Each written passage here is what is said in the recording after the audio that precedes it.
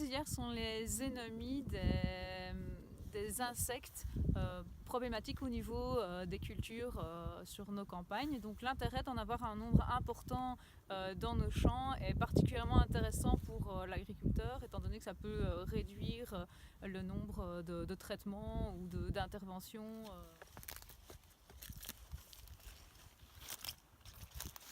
Voilà, je viens de poser un piège. Normalement, ce ne serait pas l'hiver, ce serait l'été, le moment d'activité des insectes. Et le piège serait dans de la terre fine, bien à ras du sol. Donc, ce serait beaucoup mieux, évidemment, pour que les insectes tombent dedans. Donc, en fait, on s'adresse ici à tous les insectes qui sont rampants, y compris araignées, parce qu'elles chassent à l'affût à ras du sol. Donc, elles tombent dans le piège lorsqu'elles se déplacent. Alors, pourquoi est-ce qu'on fait ça? C'est pour contrôler, en fait, les populations de ces auxiliaires qui aident beaucoup les agriculteurs, à leur insu souvent. Et voilà une des techniques par exemple pour préserver les auxiliaires, c'est de ne pas travailler la totalité de la surface du sol. Ici on a implanté le colza avec une technique de strip till, donc il y a un trait, on voit ici encore le léger creux, il y a un trait dans le sol qui est fait pour décompacter la terre des passages de la récolte du précédent. On sème le colza dans ce creux là. Donc on a préservé l'interligne, donc les insectes qui sont là ne sont pas touchés par le travail du sol, ils sont préservés, ne sont pas tués.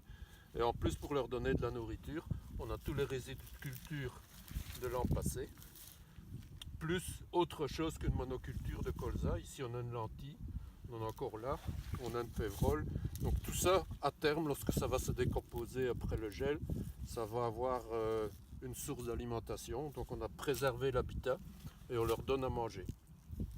Donc ça permet aux populations au moins de ne pas disparaître et a posteriori de se développer. Nous avons principalement observé donc les carabes et les araignées qui sont tous deux des indicateurs intéressants donc de la biodiversité au niveau du sol, en sachant que les carabes sont des insectes polyphages et donc peuvent détruire énormément d'insectes différents et surtout au niveau des larves et des jeunes stades des insectes. Les araignées sont également des auxiliaires polyphages qui sont capables donc d'un haut pouvoir de prédation tant au niveau du sol mais également au niveau des cultures et ici c'est pourquoi nous l'avons étudié plutôt au niveau du sol.